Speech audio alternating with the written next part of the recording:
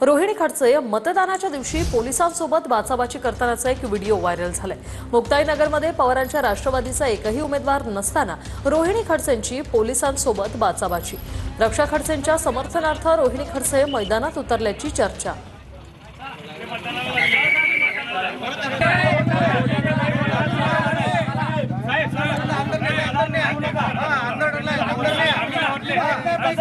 माझं म्हणणं आम्ही स्थानिक वार्डातले म्हणजे लोक त्याला बाकी गर्दी कमी करा। काय चाललंय इथे? काय म्हणताय 12 पासून आता एकदम व्यवस्थित चालू आहे आणि सर्वांना बाहेर काढलेलं आहे। साहेब पुणे बाहेर निघालेलं नाहीये, सगळी लोक इथे। राहुल गांधी त्यांच्या पक्षातील आमदार खासदारांना किती वेळा भेटतात असा सवाल विचारलाय अजित गोपछडेंनी। विदेशी नीती मोदींच्या मार्गदर्शनात यशस्वी झाली आहे असंही अजित गोपछडेंनी म्हटलंय। राहुल गांधी खोट्या नाट्या वावड्या पसरवतात असंही त्यांनी वक्तव्य केलंय। राहुल गांधींनी परदेशी नीती मजबूत केल्याचं एकतरी उदाहरण दाखवा असंही ते म्हणाले। राहुल गांधी यांचा आरोप तुम्ही बघितला, परदेशी पाहुण्यांना जाणीवपूर्वक भेटू दिलं जात नाही असं त्यांचा आरोप आहे। मला असं म्हणायचं की राहुल गांधी हे त्यांच्या स्वतःच्या पक्षाच्या खासदारांना किती वेळा भेटतात, त्यांच्या पक्षाच्या आमदारांना किती वेळा भेटतात, त्यांच्या जिल्हा परिषद सदस्य असेल किंवा नगरपालिकेतले नगरसेवक असतील किंवा पंचायत समितीचे सदस्य असतील किंवा सर्वसामान्य पार्टीच्या कार्यकर्त्यांना किती वेळा भेटतात। 2014च्या नंतर पहिल्यांदा एवढी विदेश नीती सामर्थ्यवान झालेली आहे।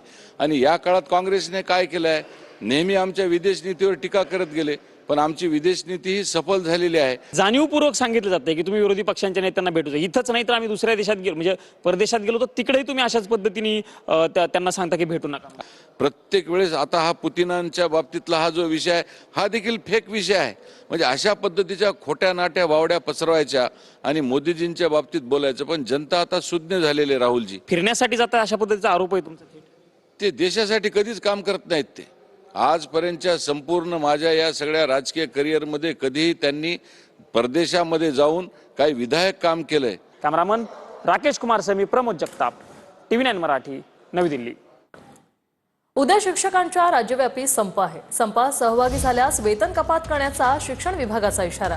एक दिवस संप करण्यावर शिक्षक संघटना ठाम आहे। शिक्षकांच्या संपाला राष्ट्रवादी, शरद पवार गट, पदवीधर संघटनेचा पाठिंबा आहे। नरेंद्र काळेंनी पत्राद्वारे पाठिंबा जाहीर केलाय। मी सर्व शिक्षक बंधू भगिनींना विनंती आवाहन करीन की महाराष्ट्र शासन या विषयाच्या संदर्भामध्ये गंभीर आहे, सकारात्मक काय निर्णय करता येईल त्या दृष्टिकोनातून मार्गक्रमण करतो आहोत आणि म्हणून उद्याच्या आंदोलनाचा त्यांनी फेरविचार करा।